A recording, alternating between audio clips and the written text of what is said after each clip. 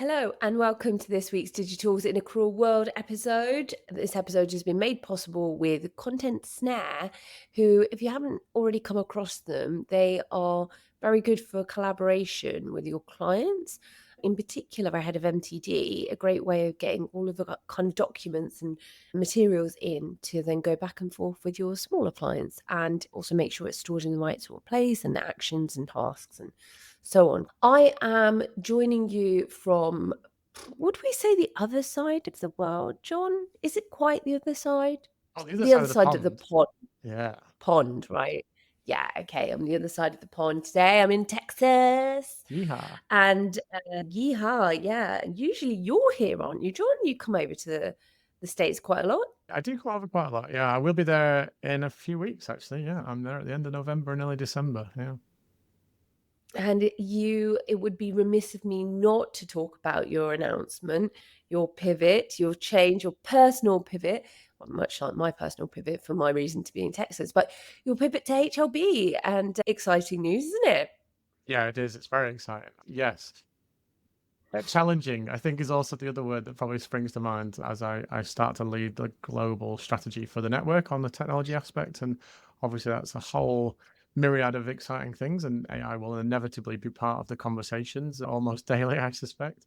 And yeah, and as I said in one of my LinkedIn posts, I've got the fun of moving away from just challenging the partners that were single firms, now having to do that across 350 firms globally. Yeah, that's going to be fun. It's going to be fun, but you're going to learn so much. And Yeah. probably on a global level, you'll be able to see the differences between the different types of entities, whether over here in the States or wherever, really. So great way to stay on top and keep up the pace with everything that's changing and evolving so quickly, Yeah, I which we'll can't talk wait. about. And yeah, so have you started? Are you I've already started. there? Yeah, I started. This is my officially my fifth day in the role, and it's been a bit crazy because like we had a full strategy day on day one, then we had an event that we ran, an innovation symposium on day two. Then I was in London for some meetings and catch up with the various people. Then I was in Manchester for another event with the alternative events guys, and now I'm back home. So there you go. Yeah, crazy week. I feel like you're going to be doing a lot of traveling this year. Your carbon footprint is going to be huge. Yeah, I'm gonna have to figure out my ESG side of it, aren't I? And work out how to mitigate the impact that I'm gonna have. Oh, yeah. Look, I'm right in the middle. I mean, literally in the Midlands, where you can see the oil rigs and everything that's set up across even just in the town, actually. So it's quite different. But yeah, the way that they view ESG now, and I suppose the storage of renewable energy is changing and evolving very quickly. So why am I here is really to look at the movement to power and how AI is impacting our ability to underwrite and come up with more facilities that can store the power and can generate the power, because there isn't enough power in most of the grid system. It's been really fascinating to see what the bridge is going to be between going from the old system that we have now with some renewable to then moving towards nuclear. And I think there's some steps in the middle for the next decade. And the guys out here are really leading the charge on how that's changing. I'm literally on the same road as some of the companies that have received billions this week from Oracle. Super fascinating. And yeah, a lot of food. They like That's the their problem food. about being in the US is you just eat too much. But isn't it fascinating? Don't you think it's so fascinating, right? That you're talking about direct energy investment by businesses, whereas historically that's always been the preserve of governments, right? Or local authorities or whatever. Mm, That kind of core infrastructure stuff has been something that has never been a sort of a commercial enterprise, as it were, in terms of the investment, the background investment. And all of a that's sudden right. now we're seeing this kind of flipped on its head. And actually, energy is not the first place we've seen this. We've seen this with elements of other infrastructure, but energy has suddenly become almost the most important thing as a consequence of the age of AI. And I guess maybe also as we move into sort of the next stage of computing power as well, potentially that might accelerate. Exactly.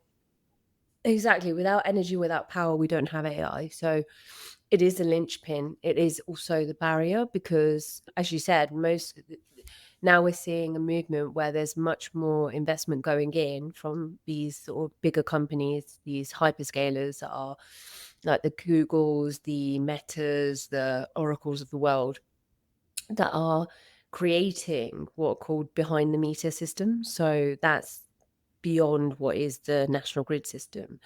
And there's just not enough power. I think that the uptime guarantees that some of these companies have is still, it means that you only have minutes to be out. And I think that's something that we're going to see a lot more of an issue with if they don't have alternative solutions to the ways that they access power at the moment. Nobody wants to obviously back an old system that's full of like oiling the diesels and the whatnots, but at the same time, we're not ready for the full transition to renewables because it's so volatile and unpredictable. But yeah, it's super fascinating to be out here, but obviously that is super geeky as well. So we can move on to something even geekier. No, that's not true, Indy. I love accounting technology. It is not geeky, it's sexy. It's all of those things. Okay, It's all of those things. Well, we've got sweet. news coming up, but I guess we should also just give an honourable mention that you'll be hearing from the guys at Unleashed. We've been doing a little bit of a mini series with them, covering some stuff with the products and seeing where that stock inventory management product's been going and what they've been building out and stuff.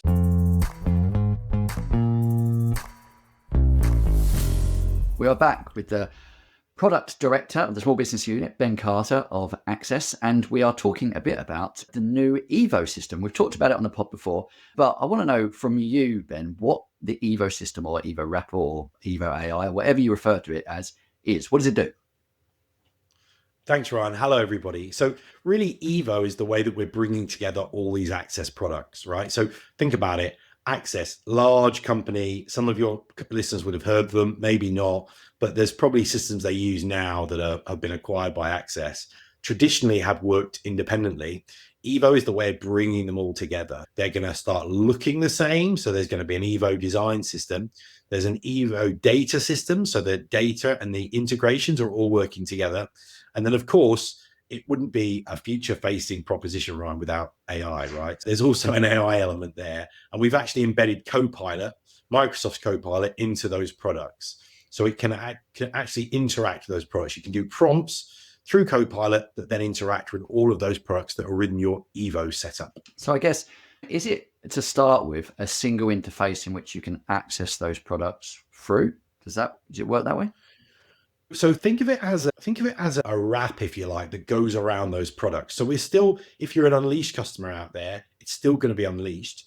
But the wrap around it, the way you access it, you sign on through Evo. That's really important, actually, because it means that if you've got other Access products, you only sign on once. Yeah.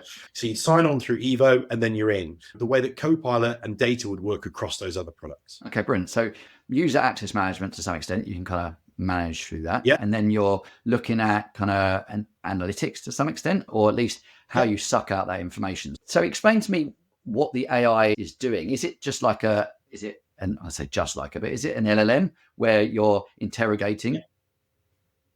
Yeah, it's an LLM. And actually, we've done some really cool stuff with MCP servers so that it's talking directly to the data sources and those products as well. So it'll actually appear in product and it contextually knows where you are. So it knows if you're on looking at an inventory page or a warehouse page, you can ask it questions and prompts on that. And then it can give you real examples related to what you're seeing at that time. Oh, wow. This is something that we've talked about being the future, to be honest, on this podcast, where you've got an AI agent that you can go across multiple products that you work with. But what you're saying is you've built the wrapper that enables it now.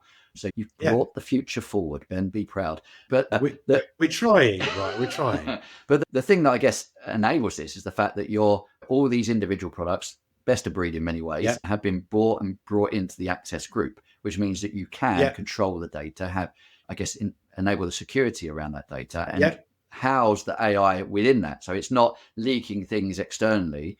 Exactly. So I think that I think is Access's strength. And I think you'll see more of that from Access. I think traditionally they have left those individual brands alone to some extent. There have been great integrations, by the way, but those have been on a product to product basis. But Evo really is Access saying the future is convergence and being connected. So buy an Access product in future and it will be working, and it will be working with AI. Yeah, and I think that we see that in the marketplace, that we had that boom where cloud came out and we had loads of products, and now everything's starting to coalesce together, and you get benefits from doing that. I guess my challenge has been historically that, Access always felt very, very segregated. Yeah. So I think this is needed. I think this is great. But as accountants, how do we benefit from this? As partners, how do we benefit from working with Evo?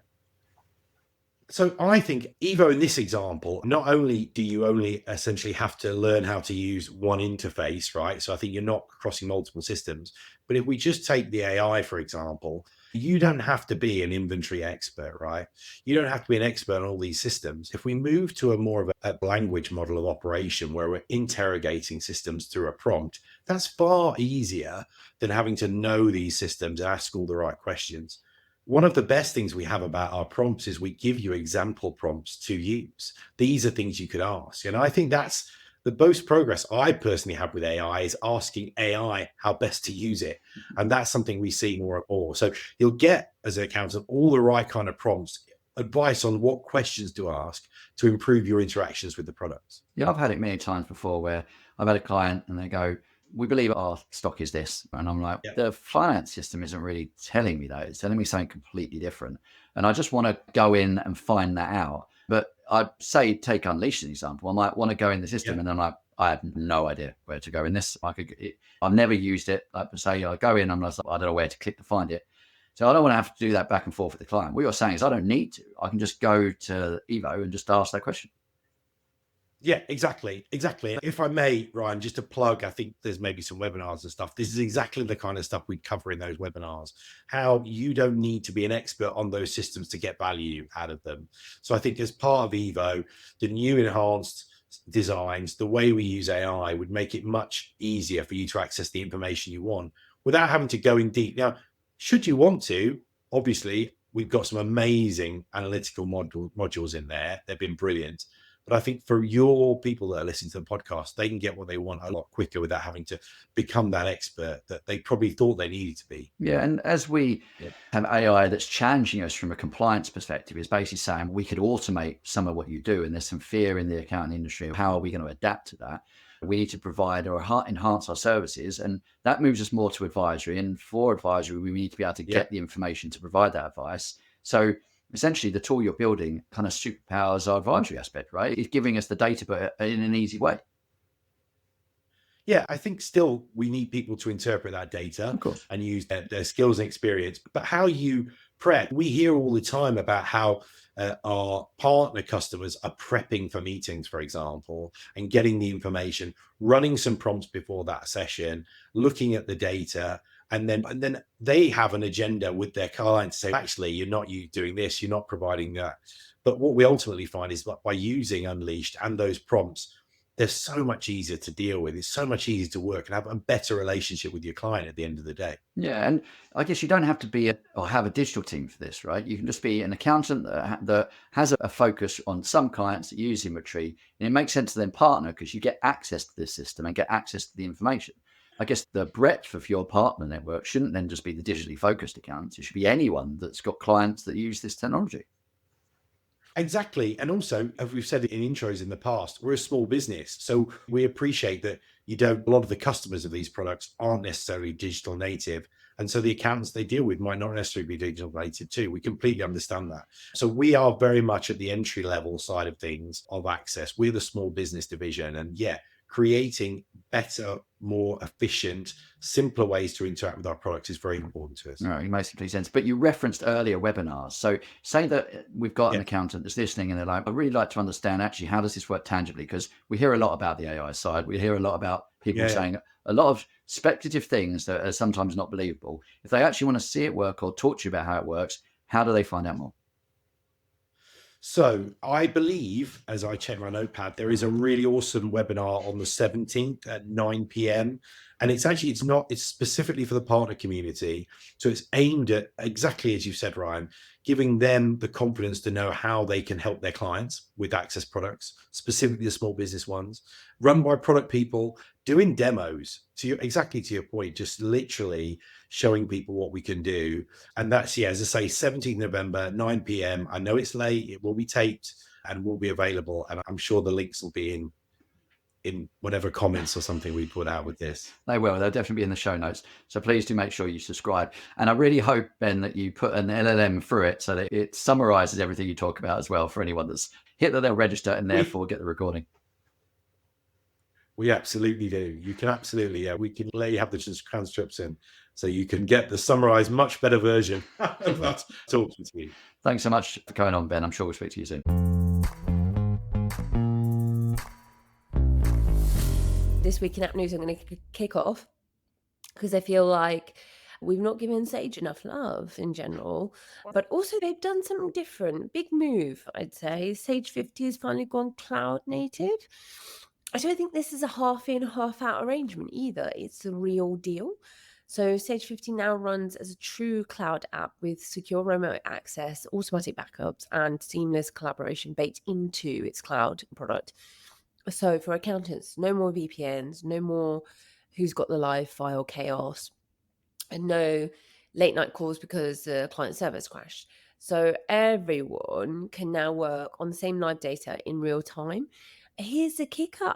I don't think this is just about convenience. It's Sage quietly setting the stage for Copilot and their next wave of agentic AI automation, which we'll hear a little bit more on in this episode as well. Automated reconciliations, report generation, compliance prep, all while as the accountant can focus on advisory work or working with clients in more detail and alongside them.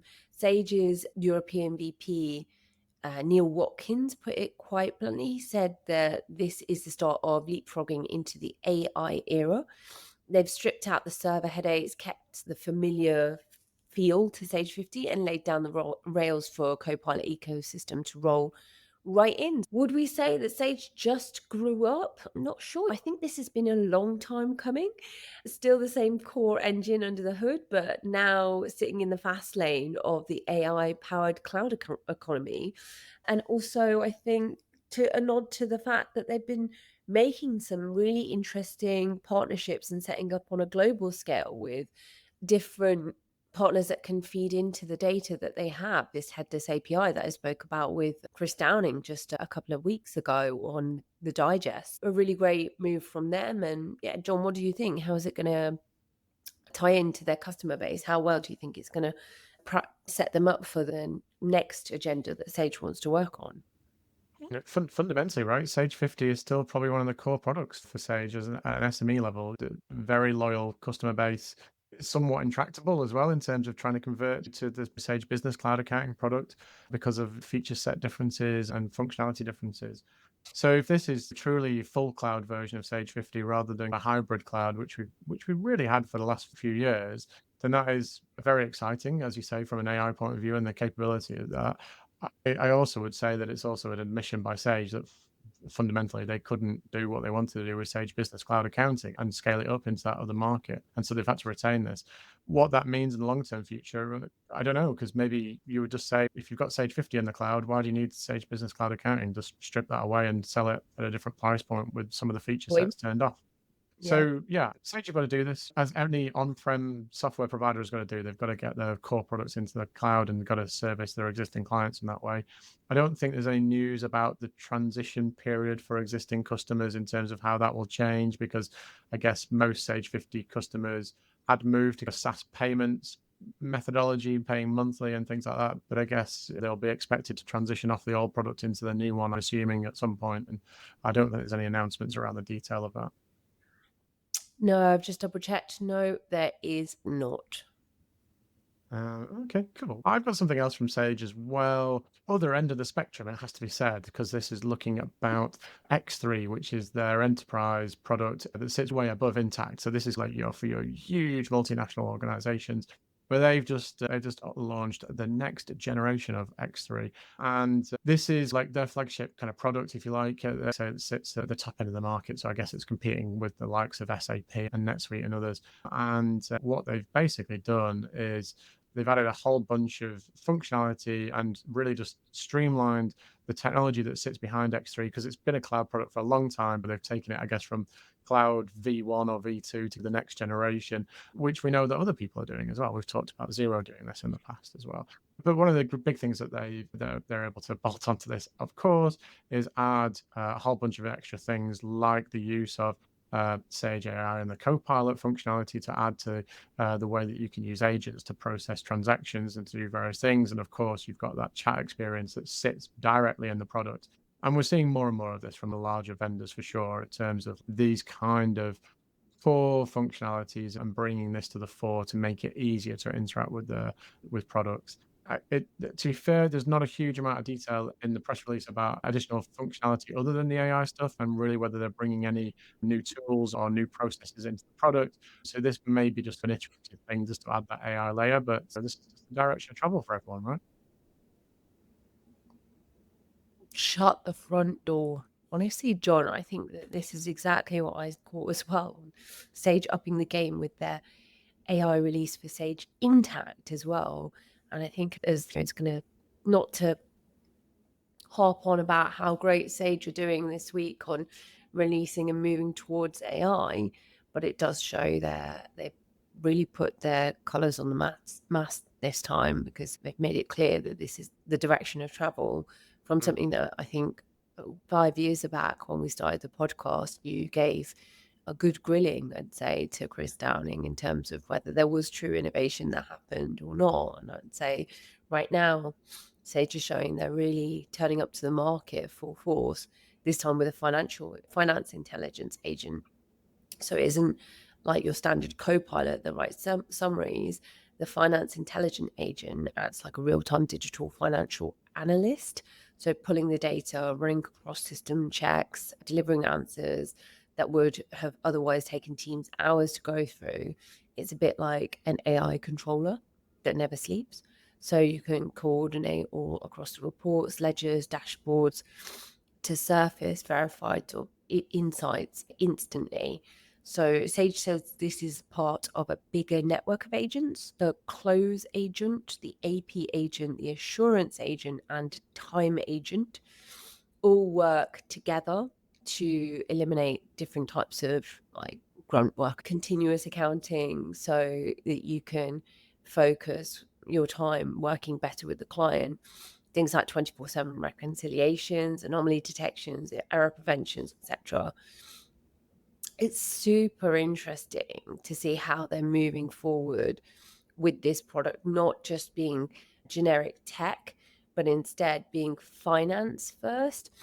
And I think it really shows that the subtext here is pretty big from what you're saying, from what we've seen, that they're pushing towards. We're watching Sage push towards autonomous finance operations for businesses, and practically where that means that month end doesn't mean chaos and reporting is in real time.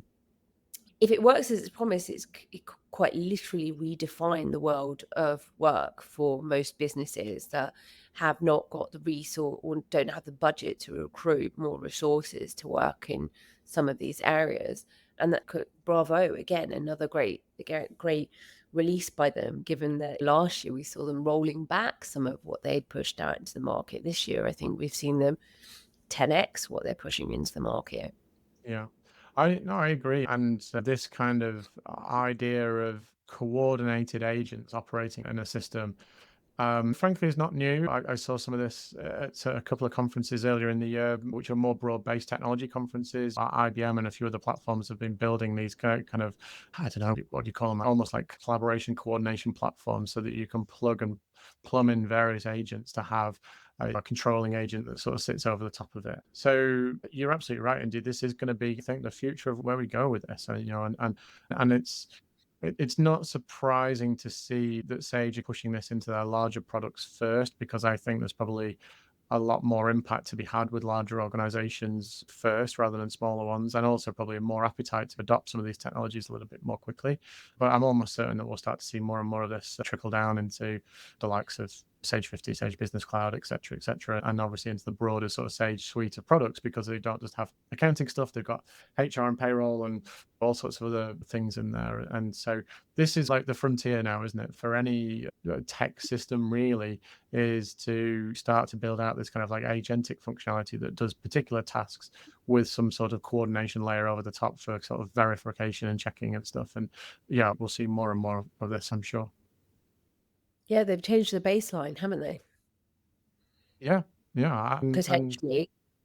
for sure. And what actually makes this really interesting for me is the jumping off point for some of these products, particularly on ERP, right? These are complex products. They take a lot of training. They take a lot of capital resource up in terms of getting people on board with them. So if you have a new employee come through the door and you want them to slot into your finance function straight away, actually, it's not as easy as picking up Xero, QuickBooks, or Free Agent, for example. You do need to spend and invest some time in them. But if you've got this kind of agentic experience, maybe that time to getting like absolutely totally ready for that role could diminish, significantly.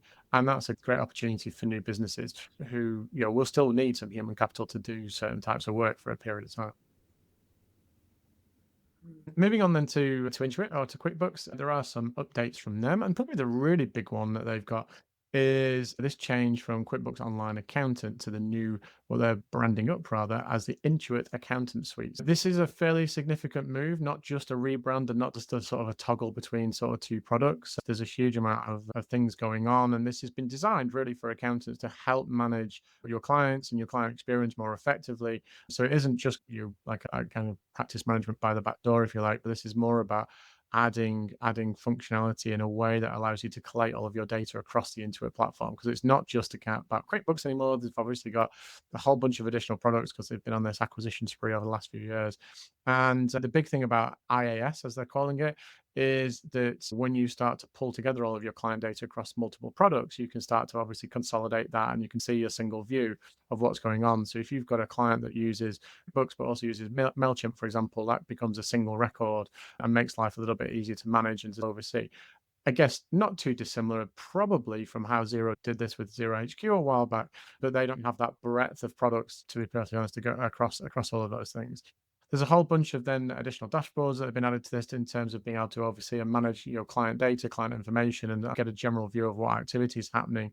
And then, of course, there are more AI-powered tools in there to allow you to ferret out some of that information, to ask questions, to apply certain rules and triggers if you want to be able to monitor transactions. So again, this feels a little bit like it's treading on the kind of like toes of expert, maybe, for example, where you're monitoring like your client's financials and you have your rules to notify you of certain things.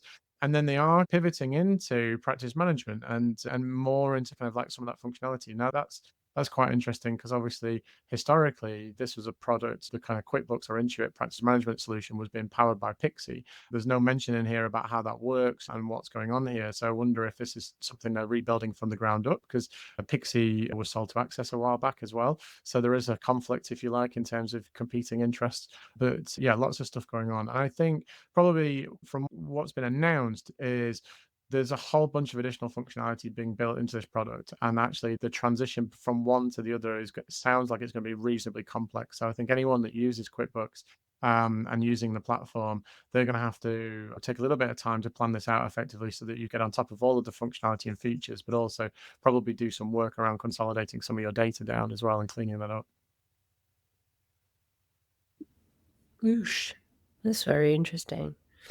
Yeah, I think that it tallies with everything that we're seeing at the moment in our market. So there's a lot of potential for the bigger accounting softwares to consolidate some of those things that have been businesses. They are features of their product. So it makes sense that now, as the pace of technology picks up, that some of this will just get gobbled up as well in terms of the core functionality. And QuickBooks has always gone at it its own way as well. Sure. We're going to move for a moment to Xero, who needs a bit of our love, because I feel like we've spoken about the two greens. Now we speak about the blue. Xero has launched a series of new apps into the App Store this month, so we can welcome a few of them.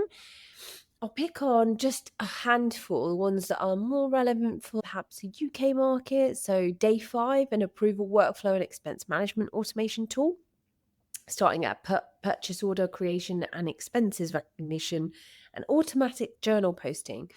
Day 5 was released in the UK. We've also got apps that are globally available everywhere, like Logic Glue, which automates and synchronizes data across your business systems, and Xero with a flexible integration layer. It's AI-powered assistant built specifically for Xero users. So perhaps we're going to see in the App Store a little bit more of this, where at the core of Xero, instead we'll have it in the app ecosystem, much more of those functions powered by AI as well. Trade More, which is a free job management solution built for tradespeople. I love a good trades app. It's a good one for creating quotes, invoices, scheduling jobs, and managing customers in one place. You can sync the invoices created in Trade More with Xero, and makes it very easy for you to get paid on the go. That's a good one. And another one we heard a lot about, which we've covered on the pod, is Artifact. So that's an AI-powered platform that automates bookkeeping, reconciliation, and tax filings. Artifact and the team behind Artifact are actually doing some really interesting things. I can't remember the name of their latest product that they're trying to beta with a few different accountants, but in effect, they're trying to build, I guess, the technology allows accountants to build AI-powered agents and AI-powered technology for themselves. It's interesting to see that they're really putting something out through Xero as well, but let's see. I'm going to watch that space on these guys. Landlord Vision is a cloud-based property management software developed in the UK that's specifically for landlords, property investors, and small mid-sized property managers. Connects to Xero with an integration wizard and all the bits and bobs that you'd like. There's another one in property management, which is Coho Property Management. Again, same sort of thing, all in one for landlords, portfolio landlords, agencies, etc., and rent-to-rent operators. And within the UK, so it's much more commercial. And were there any other ones that I liked the sound of? Another one that's, again, slightly different, but Kickin. I'm going to say Kickin. It's Kikin. It allows you to pay suppliers immediately while you repay over 1 to 6 months. So it's financing for the purchase side. It's specifically for purpose-driven businesses with ESG discounts up to 15%. So that's quite interesting because you are essentially financing your purchases, and it's doing the things that you would want, like the write back on loan related transactions, etc. in Xero. But a discount for good behavior, which is quite nice. And I think those are the main ones, Sean. Amazing. Thanks for that summary. And the financing one in particular sort of piques my interest a little bit, because that's always something that the SMEs, are interested in, struggle with as well from a cash flow point of view. But we have seen a lot of players in that market come and go as well. So if that's sustainable, it's always a challenge. But it's purchases. It's on the purchases, John. It's on the Come on, everybody wants someone to pay someone quicker. Yeah. Agreed. Yeah, but like I say, I have seen a lot of these come and go in the past. We'll see. I'm going to pivot back almost inevitably to AI, but not from maybe an organization that you would expect. HMRC are rolling out Microsoft 365 Copilot beginning this year with 32,000 licenses and rising to 50,000 next year. It is the biggest government department investment in Microsoft Copilot out of any of the government departments currently. And they've based that off the back of projected 2 million hours productivity saving every year from the department, which is just absolutely staggering, really, I guess, when you think about it.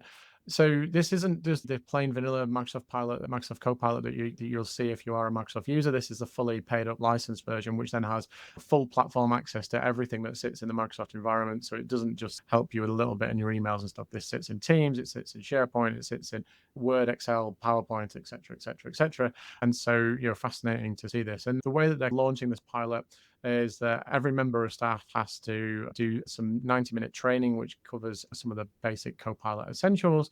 And they had a huge amount of interest. They had over 2,000 people do that in the first 24 hours of launch so that they could get straight into this. HMRC do have some responsible AI principles, and they have an overarching view about how AI should and shouldn't be used, which is good to see. And actually, that's probably one area where a lot of organizations do not have great policies and great documentation around what they should and shouldn't be doing. So this is super exciting. I think it's going to be interesting to try to understand what the impact for HMRC is in terms of from a customer point of view, and I'm talking from both an agent's perspective, but also from a business or a personal tax perspective as well, because to save that amount of time and effort is a staggering amount of savings. But for anyone that interacts with HMRC, for example, you don't often interact with HMRC digitally in terms of using email, using Teams chat, using those kind of things, because still most of our correspondence is either by mail. You can use chatbots on the website, and I actually prefer to use those because they tend to be more accessible than ringing up, but also telephone is the main one. And I actually don't know if that is routed through Teams calling and whether they're recording that and using that for training, development, improvement, offering better service. But if they are, that would be a huge opportunity. But I wonder if this maybe just make it easier maybe to correspond with HMRC in a different fashion in the future. And actually maybe they'll think about starting to use email and other things, which would be quite nice, because that is just the norm for everybody else in the world out there. Very exciting. And I think I'd love to hear more from HMRC about how they plan to use this technology, because I think, if the tax authority are using this to improve internal efficiencies and in the way they operate, that there are lessons got to be learned from that are applicable to all sorts of organizations, not just businesses, but not-for-profits and other things. And they're basically doing a mass experiment at a huge amount of scale, and there's got to be some great research and learnings that should come from that. I hope so. It always comes down to execution, because there's this great big initiative which brings them up to speed and up to pass, and you'd think that with the reams of data that they have, that there would be innovation that occurs there, but it always falls at the execution. So I really hope that they've got a good team behind it, because the initiative sounds fantastic. And just think about how much more advanced we'll all be if HMRC is finally on the same page with technology than most on. All right, hit me with one more piece of news and then we're off. Unleashed have released a whole bunch of updates and stuff in the last few weeks. They pretty much release on an almost weekly schedule, so it's quite challenging to keep up with the guys there. But I will whip through some of the things that they've updated, and some of these things might feel like they've come from other products that maybe Access own. Who'd have thought it, eh? They've added some interesting bits to their BI dashboard. So the dashboards that you can access from your main login when you're in there to enable you to look at or to drill down into product subgroups. So for an organization that sells, I don't know, let's say you sell alcohol, and you want to drill down into that, you can then suddenly say, right, how do I not analyze this between red wine and white wine sales and rosé, and then different types of beer, cider, etc., etc. That kind of information from a product subgroup level wasn't available in the dashboards before. So now you've got some extra granularity in your reporting and some data to see, which is always really, really helpful, because I think actually really understanding what the product mix is doing and seeing where things are going is helpful. And not just that, but you can drill into a whole bunch of different metrics associated with that. So you can see sales, you can see stock holding, you can see costs. So there's lots of different things that you can see in there. And the way that they present it is quite neat as well, because you get like an inner circle of the granular detail, but then you see an outer ring connected to this of the overall performance. I think that's presented in a really neat way. So it sounds like something you might have seen in Fathom possibly, but who knows? The other thing that they've just added is on one of the dashboards, you can now filter between product groups and subgroups when you're doing some of the modeling stuff, because they do have some predictive functionality in there. Again, that feels like it came from Fathom as well, but who knows? And then finally, the last thing, which is probably it's quite niche, but it's probably quite helpful for some organizations, is that you can add byproducts directly to bills of materials. So, for example, bill of materials, right, is all about how do I construct something from the constituent parts.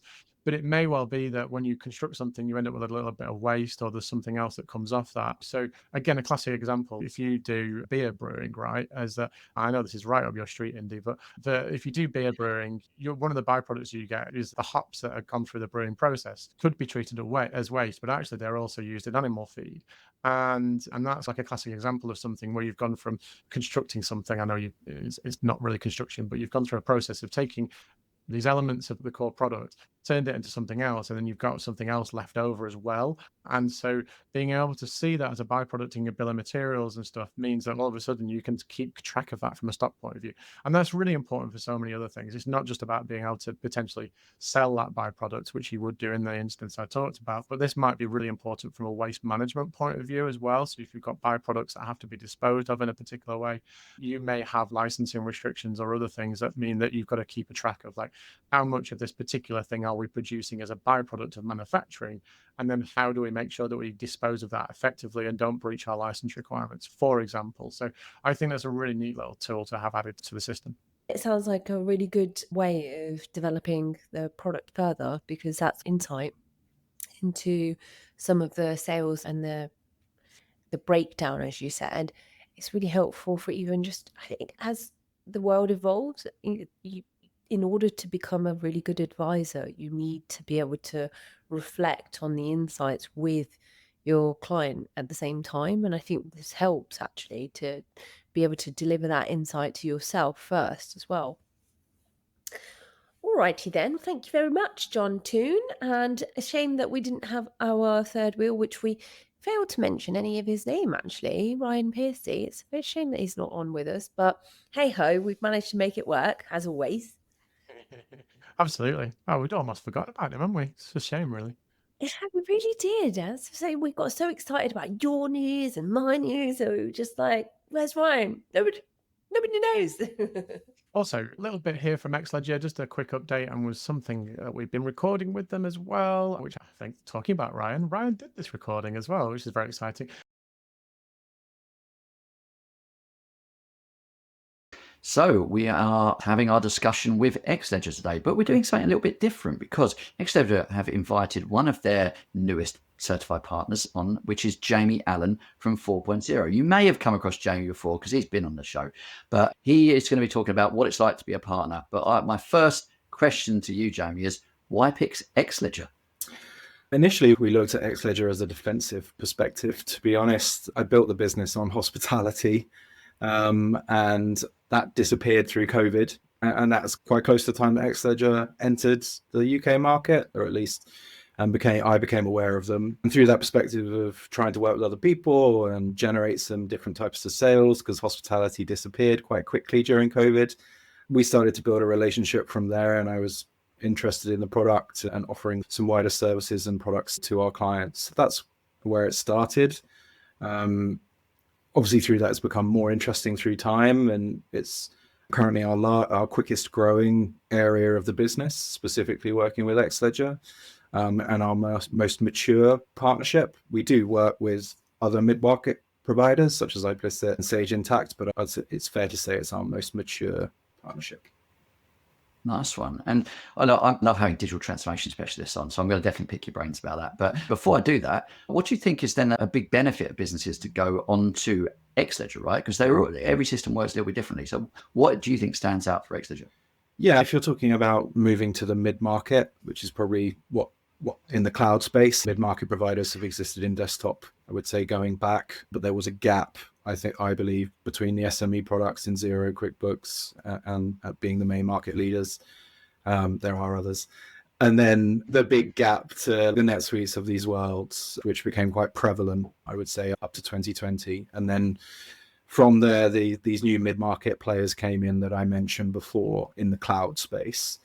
And as a result, they offer a middle ground solution, and that's in terms of cost, functionality, and there's various benefits that can provide versus going the SME way in terms of building an ecosystem with apps, right? So they will inherently have more functionality natively within a single application. And that just makes you less reliant on integrations and who owns that problem of integrations between the core finance system and any other apps you're looking to deliver specific functionality that is suited to your business. That's not to say you aren't going to have integrations, but you'll probably need less of them. And the integrations that you need will be operationally focused. So depending on what your business does. And more advanced. So it's getting very niching at that point. And that makes complete sense to me. And I think it's that, as you say, middle ground. You're not full ERP, but you've got a lot of customization, a lot of flexibility that you can do, and a lot of automation you can benefit from in these systems. But what I guess I'm interested about is finding out, well, why should someone come to you? Why should someone come to 4.0 to implement an Xledger rather than go direct? What are the benefits for working with a partner? Yeah, I think we will cover more angles than if you're going directly to the provider, because they, as a software provider, will be focused on the implementation of their own product, and that will be their knowledge and their perspective of just delivering that single product rather than an overarching perspective. It depends also when the customer is arriving, if they've already selected their application, or if you're doing a digital advisory product, so like projects to say, these are the options in the mid-market and these are the differences. So it depends a little bit what the customer is looking for. Where we feel that we do well is we're accountants. We are very familiar with maybe more in-house perspectives, and that's not to say the software providers aren't, but we will be more willing to take ownership of some of the data challenges within a business, if you have any, or skill sets challenges within an organization, than a software provider would be, because they're not a professional services company. Particularly, their interest is more in the SaaS subscriptions from a commercial perspective. Yeah, I guess it's more, from what you're saying, mechanical from a software provider, where it's more kind of, I don't know, professional hands holding from your perspective. And I don't mean that in a negative way, but as you say, they need to get a job done, take data, get systems set up, go. Whereas you're kind of maybe you need to rethink how you're doing something. Commercially, it's more interesting for us because that's what we do as a business. Whereas from a software provider's perspective, they do it. And I'm not saying that they don't do a good job. I think generally they will do an excellent job because they want their product to be successful. But ultimately, they are trying to hand knowledge over. And that's not saying that we want to keep knowledge, but generally they are trying to make you self-sufficient. Whereas we're obviously trying to do the same, but we will be a little bit more flexible in terms of handing it over, because ultimately we don't mind doing it because we're being paid to do it from a pure commercial. Yeah, and in a way you're also slightly more objective, right? So because you've got a broader awareness of the different apps, you can dive down and go, actually, although the product, and there's always a sales team, right? They're down to make the product sound amazing. Mm-hmm. You can be a bit more critical, and therefore I think build more trust to some extent with the people you're working with.